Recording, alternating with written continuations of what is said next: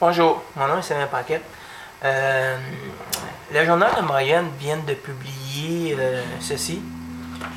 Une femme remporte sa victoire après 5 ans, ok,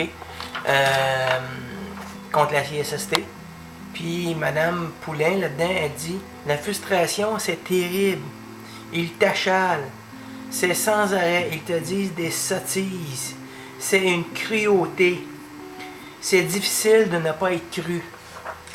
Moi, depuis 2009, qu'on me croit pas que le juge Désiel a menti dans son jugement.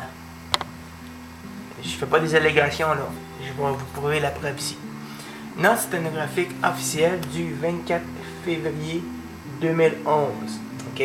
Devant le juge Désiel. Bon. En premier, moi, j'ai fait une chute de 16 pieds de haut. J'ai eu 27 fractures. Il y a eu des interrogatoires hors cours. Bon, je ne montrerai pas toutes les pages, là, parce que c'est bien trop long. Ici, le défendeur. 15 mars 2017. OK?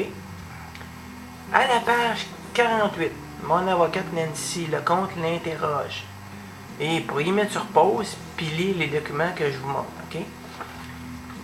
Mon avocate lui demande: vous l'avez mis à une hauteur de rampe régulière, c'est ça. Vous avez installé ça seul? Oui, c'était juste une corde que je mettais dans les bras d'eau. Ça, c'était pas assez solide pour retenir quelqu'un? Non. Donc, il admet sa responsabilité. Ou quoi que ce soit, juste répondre en mots que ce soit enregistré. Non. Est-ce que vos assureurs vous exigent une rampe sur la mezzanine? Je ne le sais pas s'ils m'exigent une rampe. C'est la loi de mettre une rampe. Mais il n'a pas mis. Il a juste mis un cadre. Puis moi, ben, j'ai fait une chute de 16 pieds, j'ai eu 27 fractures, coma et tout. Le procès a eu lieu en 2009. Et en 2009, note sténographique officielle, OK? J'invente rien, là. C'est des écrits, là. Bon. Moi, après que je sois parti du palais de justice le matin du 13 mars, OK? Comme mon avocat m'a dit, mais ça va mal, M. Paquette, le juge Fournier, borné, la partie adverse, t'offre 5 000. Ben voyons, le propriétaire n'a même pas témoigné encore. Puis la preuve est là. Lui, il admet sa responsabilité. Voyons, ça n'a même pas de bon sens. Là. La partie adverse, t'offre 5 000. Je vais revenir là-dessus. Non, c'est un graphique officiel. Après notre départ, je vais vous montrer le jugement après du juge Désiel. Mon avocat Nancy Lecomte dit « Déclaration de règlement court pour la produire. Est-ce que vos clients sont ici? » Ça, c'est le juge Fournier. Mais Lecomte dit « Non, j'ai fait quitter. Ça s'est fait à grand contre-cœur, je vous dirais. Le juge Fournier, mais j'aurais voulu expliquer. » Mais Lecomte dit « On ne voulait pas qu'ils soient en présence l'un de l'autre. » Donc ici, si on comprend bien, c'est mon avocate qui me demande de quitter. Puis qu'elle ne voulait pas que je sois là. Le procès, le jugement du juge Michel Désiel. Hein, on doit dire honorable. Excusez de mon sarcasme, mais il est loin d'être honorable. Jugement ici du juge Michel Désiel. OK? Au point 50 de son jugement, le juge Désiel mentionne, j'invente rien là, jugement officiel qui est sur Internet. C'est le demandeur qui décide de quitter le palais de justice et ne peut aujourd'hui faire son reproche à Maître Lecomte. Excuse pour moi qui ai décidé de quitter. Et au point 55 du jugement, si le demandeur n'avait pas accepté l'offre comme qu'il le prétend, il aurait demandé à poursuivre le procès. Maître Lecomte était d'ailleurs prêt à poursuivre. La journée du 13 mars était réservée à ce dossier. Je m'excuse, mais monsieur l'honorable ici, il a changé la version des faits de l'avocate.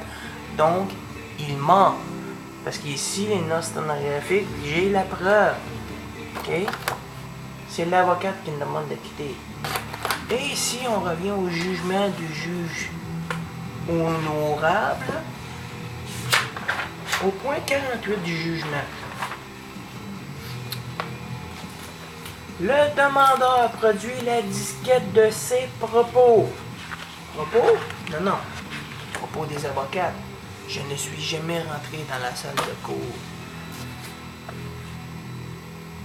Propos tenus en salle d'audience le 13 mars en 1956. Je ne suis jamais rentré là. Okay? Puis il confirme. Le juge Fournier indique à Maître Lecomte qu'il aurait aimé expliquer. Hein? Qu'est-ce qui est marqué ici? Le juge Fournier aurait aimé m'expliquer. Mais quand mon recours était voué à l'échec. Donc, le juge, honorable juge Désiel, a écouté le CD audio que j'ai fourni. Donc, il a changé la version, carrément la version des faits de l'avocat. Mais depuis ce temps-là, on m'a enfermé à Bordeaux, c'est moi qui est devenu criminel, parce que je dénonce les injustices et tout. Autre point, dans les notes sténographiques officielles, ok, à la page, attendez,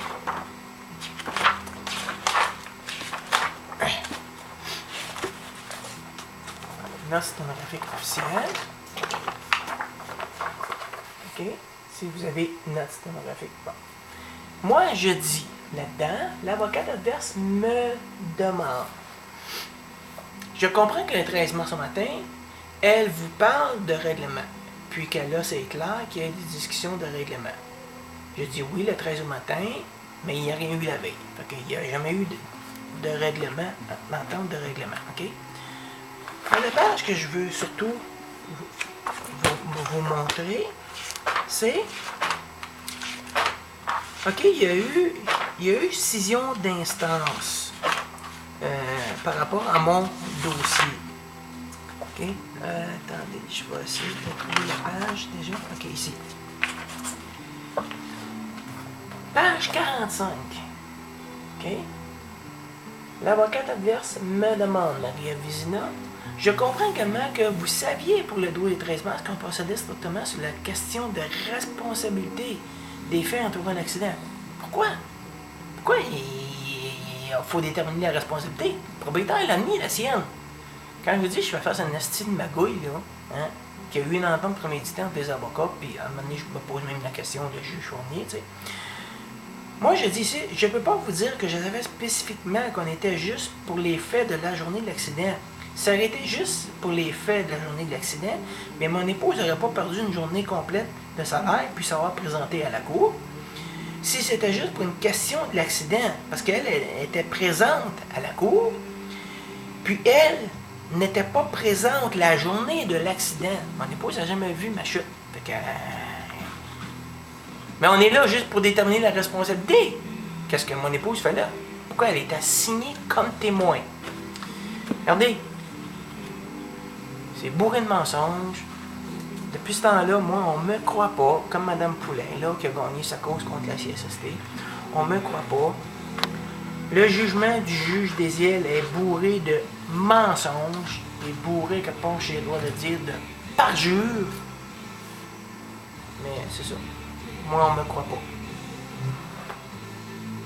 Tu sais, il y a l'annonce de Vidéotron qui dit la justice, pas la justice, mais la vie, c'est de la merde. La justice. Dans mon cas, c'est de la merde. Bonne journée.